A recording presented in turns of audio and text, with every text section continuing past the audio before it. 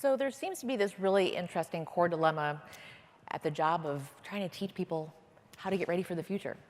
On one hand, you got to teach them the skills. On the other hand, on the next slide, I'm going to show you a comprehensive list of everything we know about the future. Absolutely nothing, okay? We might have projections or estimates, right? We kind of think the future is this, right? It's a little blurry and there's some technology involved and it's around the corner, but at the end of the day, we really have no idea. So what do we do? How do we prepare for an unknown future? What kind of tech should we be getting into? What should we teach people? Today, I'm going to talk about why this is the exact wrong way to look at the situation. Instead of looking ahead and guessing, we can look back at 6 billion years of evolution and know with complete certainty how we can best act in the face of uncertain change. That's exactly how I started studying luck. I first started studying how some species became extinct. Right? It was no fault of their own whatsoever. I started studying luck about 10 years ago. After a few years abroad, I moved back to the United States just at the height of the Great Recession. Don't recommend that. Everything seemed really chaotic. I thought that my friends' Facebook posts were lying. It seemed like they were all hiking. As it turns out, they were all hiking because that was a free activity. I was really confused also why no one had seen this coming. It seemed like the only person who had any inkling of what was going on was Christian Bale's character in The Big Short. What was going on here? So I wanted to study the one thing that would help me improve as many aspects of my life as possible. So I thought if I could harness chance, randomness, and chaos in my favor, that would be great. So that's luck, right? It's these external, uncontrollable things that influence the outcomes. Usually we only use the word luck in, well, places like here. We're gambling, we're at a casino, or maybe in sports. And that's just because these are such highly controlled environments where we know all of the variables that go into work. So it's really easy for us to say, hey, you know why I didn't win? It's because I got the wrong cards. That ref made a bad call. We can see exactly why something happened. But when we use the word luck in real life, it sounds like an excuse. In fact, I think it's the opposite. I think that there are so many things beyond our control that it's overwhelming to think about it. So we kind of think it doesn't exist. But it does. It does. I've been studying it for 10 years, and after taking my own advice, things have been going pretty well. And so I'm happy to say that the answer to the title of my book, Can You Learn to Be Lucky? The answer is yes. So I'm going to teach you how. And in order to do that, we're going to go to survival camp. We're going to master the fine art of unpredictable change. We're going to earn 4 badges. It will be awesome. You guys didn't know we were going to camp, but here we are. Life is funny like that. So when evolutionary biologists look at how species survive, well, they know that species have to, quite simply, live long enough in order to reproduce. That's all. So strategies that species use run along a continuum. On one hand, you have species that specialize in reproduction. This is nature's version of fail fast, fail often, also known as nature's Catholics. They have a ton of offspring. They don't necessarily invest in those offspring. Those offspring don't necessarily survive. But over the long haul, enough of them will survive so that those genes will get passed on to a new generation. On the other end of the spectrum, you have species that specialize in lifespan. These are ones that, let's say, they specialize in self-care, right? This is nature's, we have one son and a lake house, and that's it. So they have as few offspring as possible to ensure the longevity of their species. They do their one thing, and they do it really well. Another way to look at this, because I love alliteration, is foraging versus feasting. On one hand, you have species that try a lot of things, they try a lot of offspring, some of them work. And on the other hand, you have species that just kind of dig their heels into the ground, and they do their one thing, and they do it really, really well. So species are bound by biological laws. They can't simply flip from one to the other. A rabbit can't wake up and say, I'm tired, I'm only having one more kid, and then I'm going to live until I'm 80. That would be a weird world. I'm glad I don't live in there. But thankfully, as organizations, we can cherry pick from these strategies. We can do both. We can feast and forage. The best metaphor for this is the Greek myth, the Hydra. It's this huge, dominant animal, and it has multiple heads. Whenever you cut off one of those heads, 2 grow back. So we can do both. In this picture, we can see that one of these heads is feasting, one of them is probably strategizing for a way out, and another is wondering why these people showed up to battle with no pants. I can only imagine. So, survival camp. The first thing we're going to study is survival by feasting. Okay? These guys do one thing and they do it really, really well. They tend to be the dominant ones in any era. And the first lesson here comes to us courtesy of the legendary basketball coach, John Wooden. When he was with the UCLA Bruins, over the course of 12 years, he led them to 10 consecutive national championships. So what he would do, and he, just for reference, he is 5'10", he is normal human being size. He is between two of his former athletes, NBA superstars Bill Walton and Kareem Abdul-Jabbar. So on the first day, he would get his athletes together, and he wouldn't give them some rousing talk. He wouldn't give them some weird Phil Jackson's Unlike Cohen. No, he would simply sit his guys down, and he would teach them how to tie their shoes. You don't want any folds in your socks because you might blister. You might have to lose a game or two. You want to make sure you tie your shoes real tight and double knot them, because if they become untied during a game, well, you might trip, you might fall, you might lose a couple of precious seconds having to retie them. In other words, what he did was he painstakingly went through every single thing that might make a difference in the outcome. He left no stone unturned. And he just really made an effort to make sure that people understood that these simple things, they're not so simplistic that they don't care. In fact, they are the fundamental building blocks upon which all complex skills are built. That is why they're so important. Even Michael Jordan said, if you get the fundamentals down, then the level of everything you will do will rise. Okay? If you practice free throwing for 8 hours and you are bad, at the end of those 8 hours, you are simply going to suck faster. That is all. In order to do this, in other words, to conquer the uncontrollable, and this is the great luck paradox, we must focus on what you can control. So, what can you control? John Wooden said it best. You should never try to be better than someone else, but you should never cease trying to be the best you can be. That is what is under your control. The other stuff isn't. When we look at performance and measuring how much better we're getting, we tend to use one of two metrics. On one hand, we might look at other people. Are we doing better than them? Are we performing well? On the other hand, we might look at our own performance. We might use an inward measure of focus. Are we better than we were yesterday? Psychologists now back Wooden up. They know that by far, just focusing on us being better than we were yesterday is far, far superior than any other kind of goal setting. It leads us to less stress, less burnout, less social evaluative stress. It's just, if I had another hour, I would simply stand up here and jump up and down and say, just focus on getting better. That is it. So personally, I went to yearbook camp when I was young. That should tell you enough. I won the science fair when I was 8. I'm a nerd, so I have a lifelong, very kind of conflicted relationship with athletics. A couple years ago, I decided to do something about it because I felt gross in my own skin. So I decided to join a gym. That was a lot of fun. I thought, you know what? I'm going to bust out my nerdiness. I'm going to break out all these sports psychology books, and I am going to find out how to do this fitness thing, how to do this health thing once and for all. So if you want to teach your people how to tie their shoes, you might be doing this. You might be giving people a list of best practices. You might be telling them what they should do better. However, this might not be the best approach. I spoke with sociologist Dan Chambliss, who studied coaching at athletes at every level of the game, everywhere from local club sports to Olympians. And this is what he had to say with this type of approach.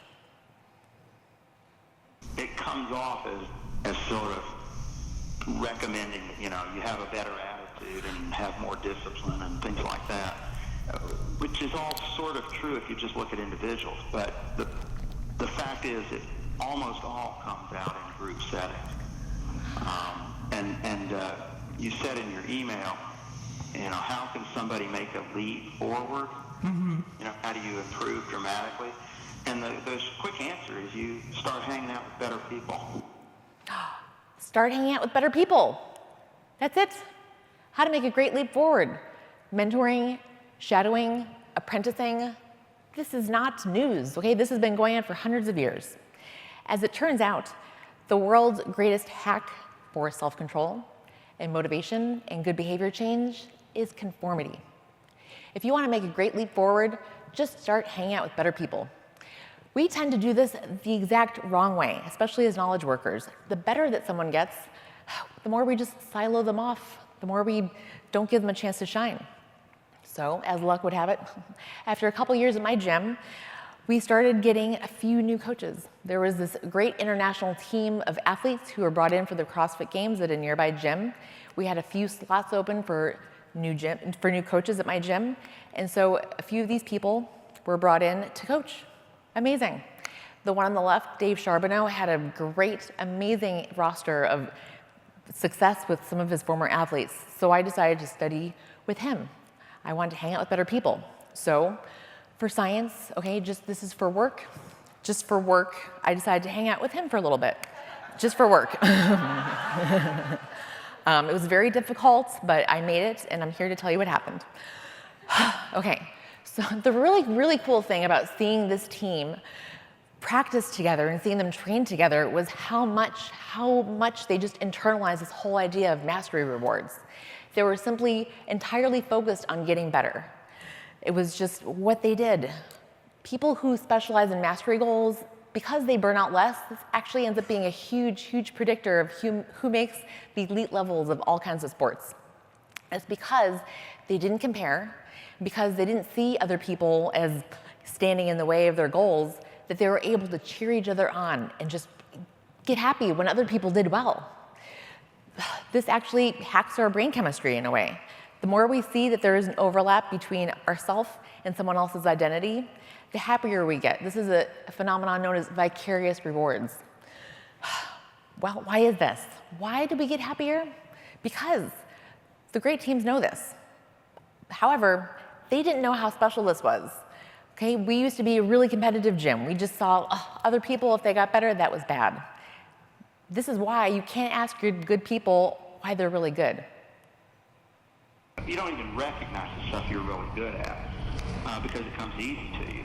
Mm-hmm. You sort of assume everybody can do X, Y, and Z. They didn't know why they were good. To them, it was normal. This is how they simply functioned. This is what they were simply used to doing. So if you ask your good people, why is it that you're making more sales than others? You won't know. They won't be able to pinpoint what it is that's different in their day than anyone else's, right? You don't know what you don't know. As far as we're concerned, we're normal. As George Carlin said, anyone driving faster than you is insane, and everyone driving slower than you is lazy, okay? As far as I'm concerned, I'm average, everyone else is weird, and I'm sure we all think this, so. The problem right now with us trying to gamify things or us trying to increase motivation is we tend to do it, again, the wrong way, right? We're trying to pit people against each other. We're trying to use this whole idea that competition leads to motivation, but it's wrong, right? We actually lose out on all these vicarious rewards. We miss out on the joy of experiencing other people getting better. Why? Because our whole team can get better. Looking at competition in terms of inter-organizational competition, right? Us versus them, that leads to just better everything, right? We're more focused, we're more willing to take on difficult tasks, and the more interdependent things are, well, we actually can get more and more efficient at no cost of productivity. This just becomes second nature, working together. Why? Because when you're focused on getting better and making everything that metric, we know that improving is not zero sum. We can all get better. And when you get really, really good at finding your metrics and not just having it be the quarterly report, well, guess what? That's another way we can hack our brain chemistry. Because we don't just get a rush of dopamine when we get a reward. As it turns out, the level of dopamine in our brain continuously rises as we get closer and closer to a reward. Okay? In a nutshell, this graph is exactly why video games are so addictive. We know exactly how much work we have to do to get to the next level. We know if we do this and this and this, then we will get the gold coin. Then we will stay up until 2 a.m. playing our little word search game that is just a hypothetical situation. I don't know that at all. So we'll work harder. And that is exactly what my coach and his teammates were doing. They were simply getting better. They loved the process of getting better. They were just, it motivated them, and they were able to get motivated and be happy for other people. And so that was the big change that I made. I knew that I had to get better, that I had to focus on mastery goals, but I wasn't focused on just how good it felt to get better. I was being too hard on myself. So that was the big change I made. I just started really enjoying, the first time I did a handstand walk or chest to bar pull-ups or these handstand push-ups, which is last week in the upper left. It was so much fun. We're used to seeing skills as just this constant upward tick, right? But as it turns out, everything we do is complex. It's a complex skill. It's made of a ton of different little things together. And there might be one thing that somebody really important is doing that would make us make this huge leap forward that we just don't realize that we're missing out on. So this is what was wrong with what I was doing. I was just making it so much harder on myself. I wasn't enjoying it. What my coach did was he just made his good habits contagious. So if you have somebody like this, you want to put him front and center. That's exactly what happened when he was named head coach at the gym. He was front and center. His good habits of just being happy for everybody when they got better, that became contagious. He just focused on getting better. It was awesome. So this just became automatic. And after a couple years of working with him, I was actually crowned, this actually happened, I was crowned the fittest female at my gym. Thank you very much. Yay! I know. I actually was not planning on this at all, but I'm gonna milk this forever, obviously. I also learned how to eat better. Yay! Fall in love with eating well, that's the secret. So we're happier, we're more motivated, and we're also just better overall as a gym. There is one fatal flaw. He still does not realize that he's in love with me, but that's another story. Okay. Survival by feasting, that is it in a nutshell. You find your one thing that you do, and then you do it really, really well. So we know this in organizations, right? The best metaphor is the assembly line, right? We find our box, we find what makes us profitable, and then we just focus on making everything more efficient, right? We just look at what everyone's place is, what they could do better. So we just get better and better at doing our one thing. So this is what these survival by feasting animals do traditionally. They do their one thing and they do it really, really well. So ask yourself, what is the worst that could possibly happen if you just focus on doing your one thing really, really well? Everything, as it turns out. Everything could go wrong if you just focus on doing your one thing really, really well. Sorry. And that is because you have nothing in place for change. Okay? Real life is not like basketball. Now, business writers love using sports analogies, but real life is not like that at all. Real life is kind of like basketball, but the rules are constantly changing and no one tells you, and then you start losing and you have no idea what's going on. Real life is not like blackjack. Okay? Things are just constantly changing, and it happens all the time without us even being aware of it. And if you have all of your resources devoted to getting better at one thing, you have no resources devoted to being able to find any meaningful adaptations to change. So what happened millions of years ago? The asteroid hits, it kills all the dinosaurs, it wipes out all forests on Earth, including all birds who lived in trees. Who survived? Ground-dwelling birds, ancestors of chickens, ducks, ostriches. Okay? They needed fewer resources.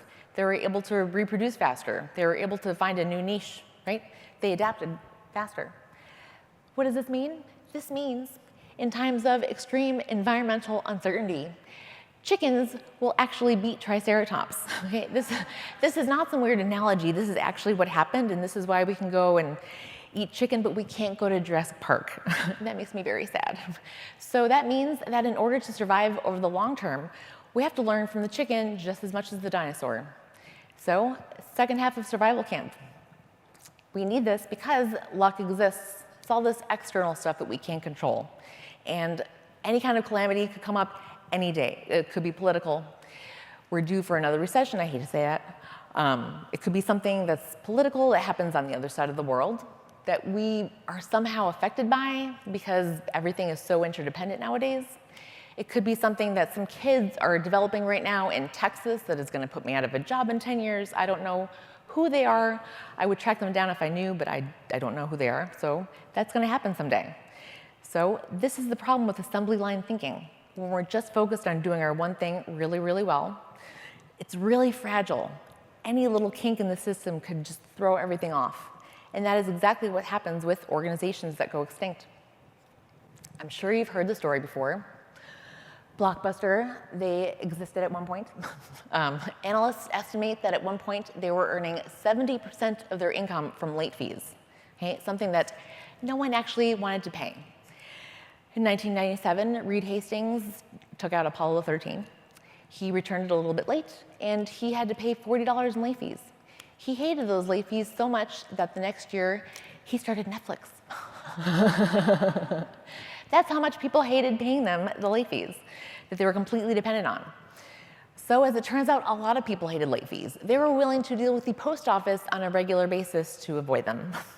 So 2 years after Netflix is founded, Hastings walks into Blockbuster. He says, give us $50 million, we'll do all the online stuff. They laugh, they say leave. Okay? As it turns out, a lot of people don't like late fees. So they just kept growing.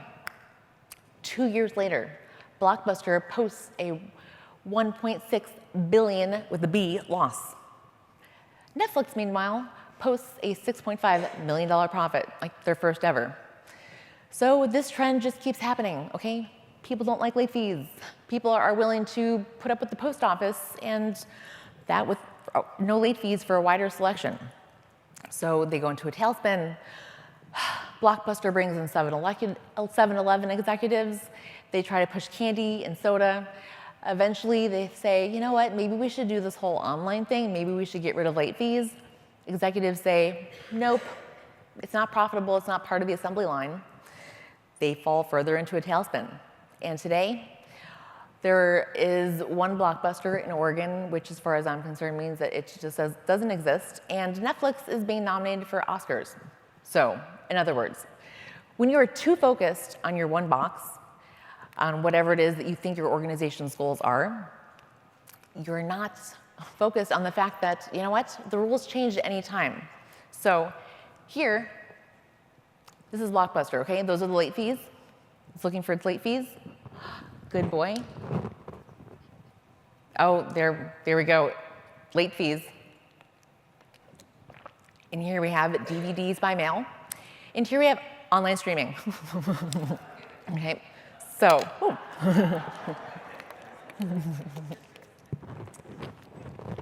this is what happens in real life. The rules of the game change all the time. We don't really find out. We don't know that this might happen, we can't predict it. And that is because the assembly line takes place in the context of Earth, and the only constant there is change, okay? 6 billion years of data backs this up. And that means that we can't just feast, we also have to forage. We also have to constantly be looking for what's next. Okay? If one of our heads is late fees and it's 70% of our income and that head gets chopped off, we are done for. So if you look at companies that have been quote unquote lucky for decades, they embody the Hydra perfectly, right? If you chop off one of its heads, it will be fine. So Google is no longer just in search. Amazon, if people stop buying things online, they still have Amazon Web Services, right? They're selling the assembly line itself. And amazingly enough, if people stop buying the Zune, Microsoft will be okay. Okay, so they've made this discovery part of their DNA. And that's because discovery, it's not just random, okay? The only thing that's truly random in life is the roulette wheel. It's the slot machine. Everything else we can kind of get better at.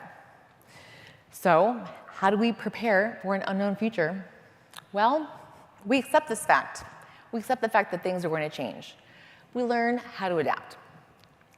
It is Darwin, of course, who said it is not the strongest of the species survive, nor the most intelligent, but the ones who are most responsive to change. This is simply a fact, and we have to know that it's coming. We have to know that it is coming ahead of time. We have to prepare for it. So foraging in evolutionary biology, this is what animals have to do when they have to decide, where are they going to get their food? So this hummingbird, for example, it knows it can get nectar from this flower, right? These are the late fees. If it waits to find a new flower or a new patch until this is completely dry, it will die on the way, or sorry, that's too sad. It'll get sick along the way of trying to look for a new flower. So it has to have these additional flowers or these additional bushes in the back of its mind. It has to have a game plan. It has to know a lot of different things, right? It has to put the assembly line into a context. So the problem when you're You're focused on the nectar, right? It tastes really good. You know that's a reward. You know that's coming up. So it can be really hard to make this shift, right? It can be really hard to go for something when we don't know if it's going to be good at all, right? We will work for rewards. Say this is dopamine. It tracks not just rewards, but also motivation, right? Dopamine is really motivating. That's the point of our brain, to bring us closer to rewards. So how do we make this shift? What kind of mindset change do we need? Well, in order to get away from the late fees or the nectar, what we have to do is we have to simply learn to love the unknown. We have to develop a different relationship with it. We have to just understand that there's good stuff out there that we don't know yet. In a nutshell, this character trait that we can all develop is curiosity, the love of learning. How awesome is that? Teaching people to love what you're teaching them is going to save everything. And one of the things I love about this is that in studying luck, I realized that we're too overly focused on the one moment, right? The one discovery, the one time we met that person, just the one anything. We think it's all about these lucky stories. But in fact, personality traits that we can develop, core habits in our organizations, best practices that we use, these are all things that we can develop, okay? Because it's never just the one story. It's never just the one thing. It's the lifetime of what went into that. So the more confident you are, the more you ask out people, you know what? Eventually one of them is going to say yes. That's luck in a nutshell. It's not the one connection that you make at a networking event. It's not the first one you make, right? It's maybe you've been doing this for years, and eventually one of them paid off really, really well. So survival by foraging. Our next 3 badges, what we can learn from bunnies and bugs. So remember, they won't all work out, but you only need one of these to make up for everything. The first lesson here, reward messy desks. What? I could not find a picture of Elon Musk at his desk because I'm pretty sure he just works everywhere. So this is him at a desk. Let's just pretend it's messy. Who else has a messy desk? Steve Jobs. Oh, I skipped over Einstein. That was sad, I'm sorry. Einstein also had a really messy desk. Steve Jobs, master of minimalism, messy desk. Tony Hsieh at Zappos, that is a catastrophe. Zuckerberg, he's still in college as far as I'm concerned. Mark Twain, that is a fire hazard. Al Gore, this is a take care of the environment, classic example of do as I say, not as I do. And if you can somehow divert your eyes away from his gaze south, you can see underneath those forearms is a pile of messy papers. So what's the deal? Why messy desks? What's my point here? I view messy desks as the canary in the coal mine for 2 really important things, both of which suggest that your organization is optimized for foraging. We don't see the process. Remember, this is why it was so much easier for me to study how to get better at sports than writing, because I could actually just see everyone practicing. More importantly, we don't see the creative process. All we can really do is just infer from these little breadcrumbs about what actually happened. What is creativity? Well, creativity is just connecting things. When you ask creative people how they did something, it seemed obvious to them because they were able to connect experiences and synthesize new things. And guess what? It's easier to make connections when you have a lot of stuff in front of you to connect. So it's easier to make connections when you're working on multiple projects at the same time. It is easier to make connections when you are working across departments, when you know multiple people. It is easier to make connections when you have a few passion projects. Right? So assembly line thinking says we should just focus on the vertical one, right? The functional, the disciplinary skill. That's the thing that we're getting paid for. That's the box. But we have to zoom out and understand the importance of applying this knowledge across situations. That is what makes those connections. And that is easier to do when you're working on multiple things at the same time. That is creativity. So the person I think who really personifies this is Elon Musk. He has this very strong level of expertise in engineering, and he is using that to revolutionize everything from artificial intelligence, space travel, cars. He is so good at technology, he can get in trouble with the FCC by tweeting once. So you might be thinking, what about Marie Kondo, right? Aren't we supposed to make things simpler? Aren't we supposed to get rid of all the clutter on our desks? Well, the thing connecting these two comes to us courtesy of a researcher here at the University of Las Vegas, Gabrielle Wolf. What she does is she has a few studies that I love. This one is she gives people a golf putting task. Half of her subjects are allowed to choose which color golf ball to use for the task. The other half simply are given that color golf ball. The next day, they're brought in, they putt again, so she can test exactly how much of this skill they've retained. And another similar task, she asks people to learn how to balance on this weird little contraption in her lab. Half of the subjects are allowed to choose a poster for the wall of the lab. Okay, easy. The other half are simply, that poster is simply on the wall when they get there. So, what's the big deal here? This, I swear to God, this is true, I love this. The people who were able to choose the color of their golf ball, the people who were able to choose which poster was on the wall, learned how to putt and balance faster, and they retained this skill for longer. I'm not making this up. I love this. Why is this?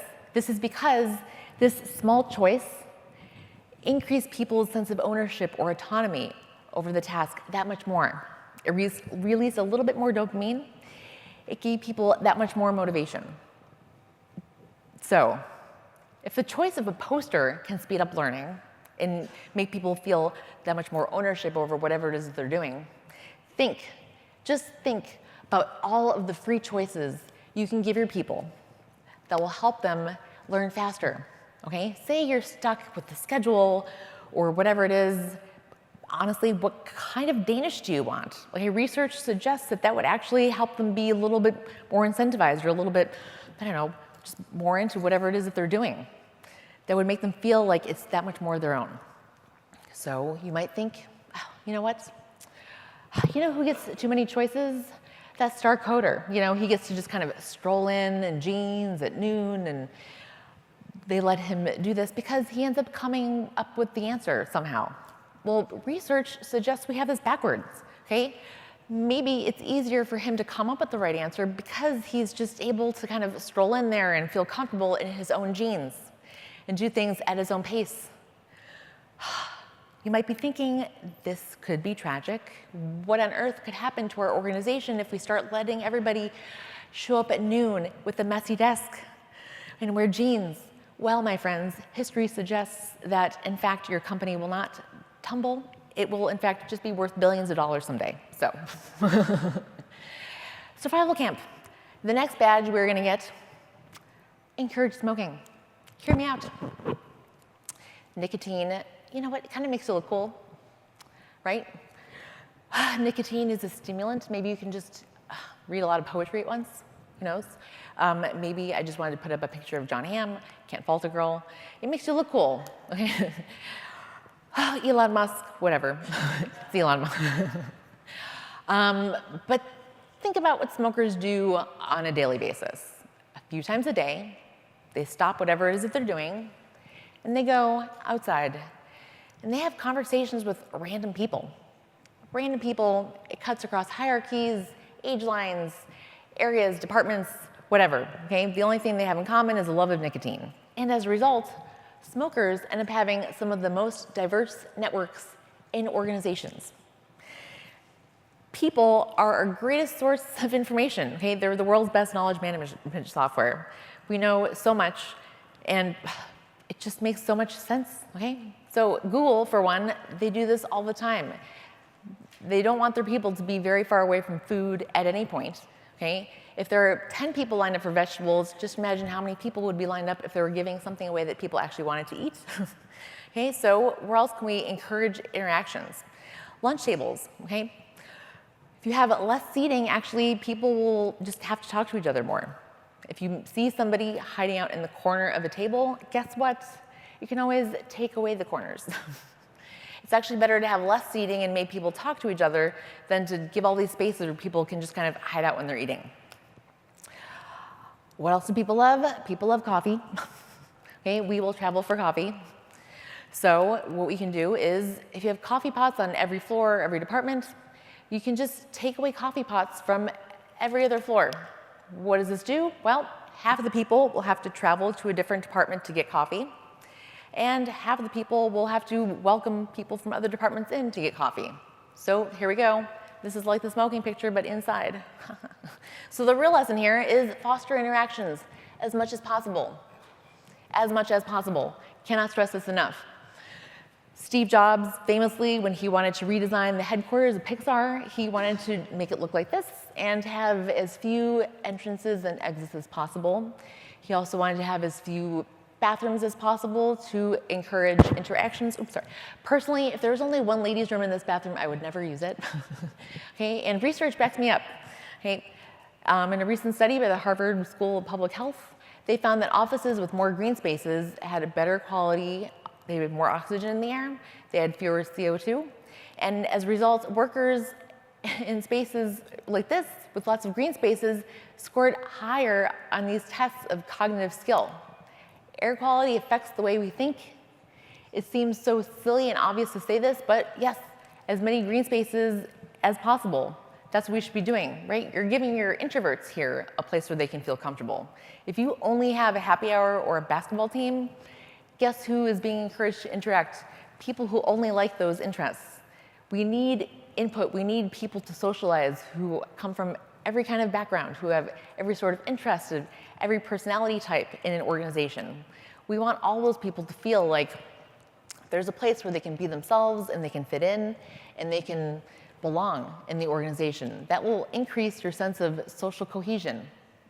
After all, there's something really important that Carol Dweck, who's the author, I'm sure you've heard of fixed mindset and growth mindset. You're probably all sick of that by now. I asked Carol Dweck, author of that, what she would recommend for people who might be kind of struggling with this whole idea of social curiosity. She said, think about it this way. Everyone has something to teach us, right? Everyone we meet, you never know what they're going to know. Okay, I asked my mother about this, the world's biggest introvert, and she followed this up with, everyone has something to teach us, even if it's just who to avoid in the future. So it's all data collection. It's all good. Okay, so you want things for lots of different people. At MailChimp, they have board game nights. A lot of places, they're banning cell phones from meetings, so they're forcing people to, make chit-chat before the meeting. That increases social cohesion. Even millennials overwhelmingly prefer face-to-face interactions. Cannot stress this enough.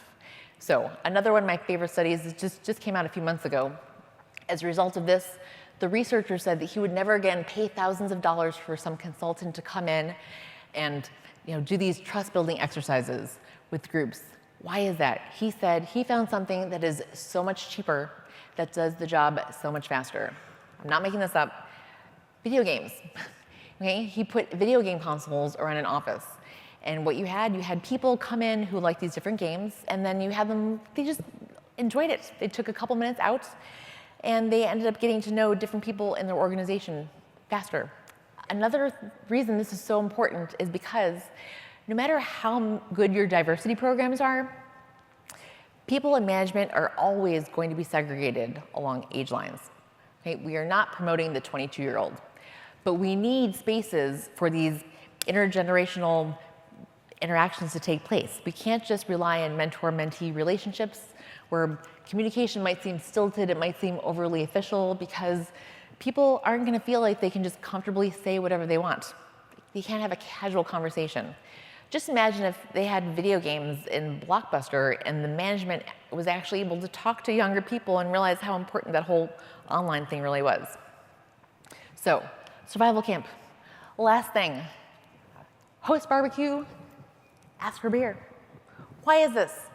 Maybe there's something very primitive about protein and vitamin D. Those are all good things. Maybe it's just that people like looking at meat being cooked together. Who knows? Maybe it's that after a couple of drinks, all of your coworkers' jokes are hilarious. And maybe they all start to look a little cuter. Who knows? But just don't forget about the importance of asking everybody for the beer. Why is that?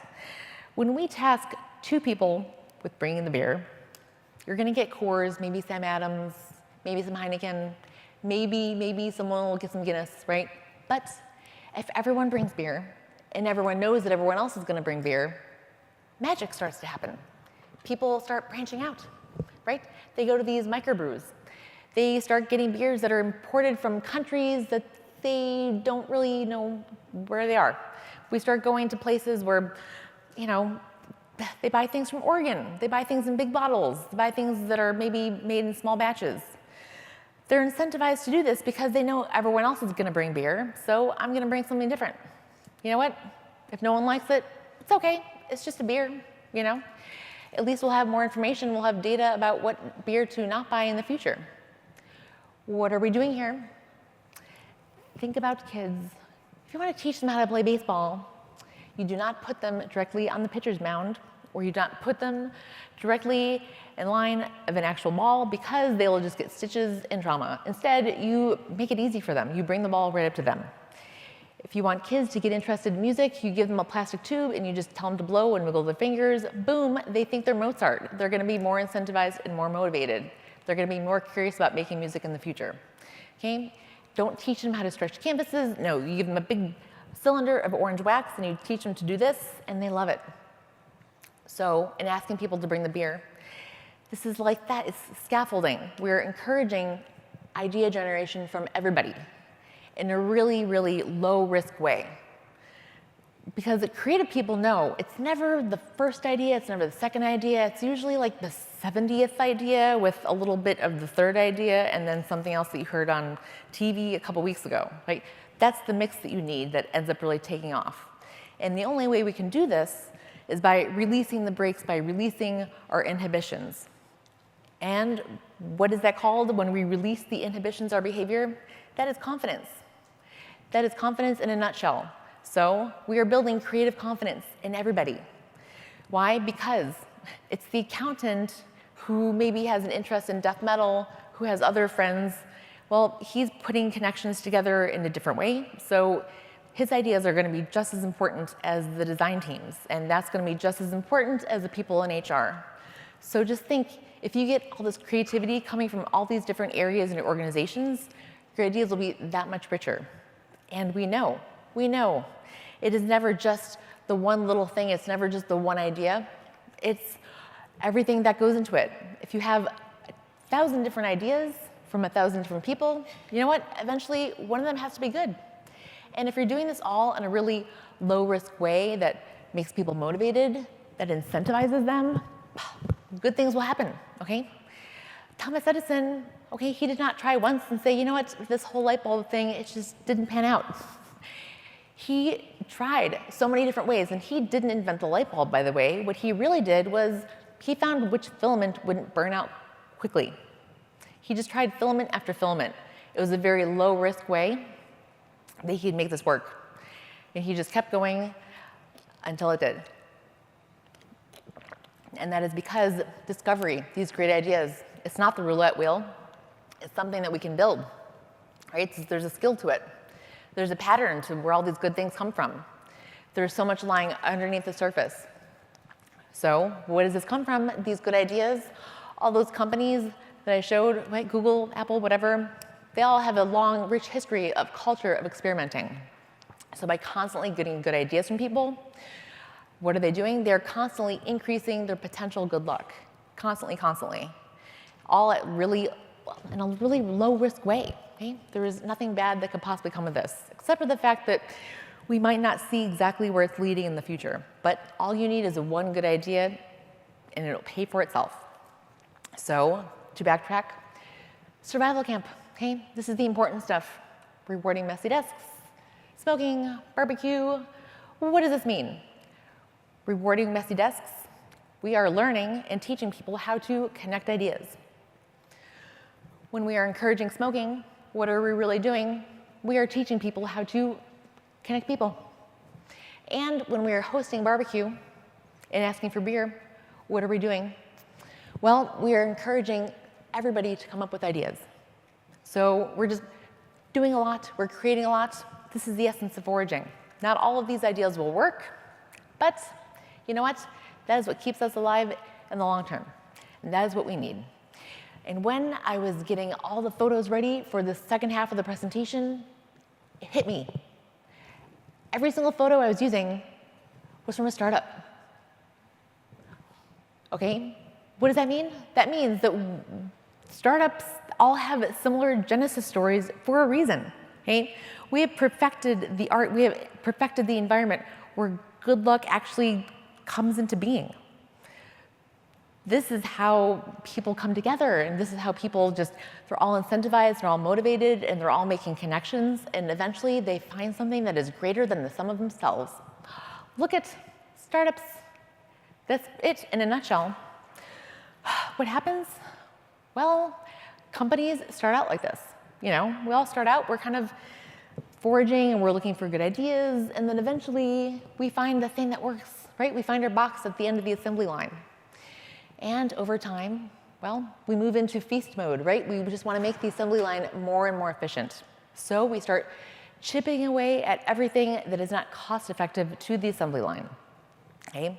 Remember, animals can't do this, but organizations can.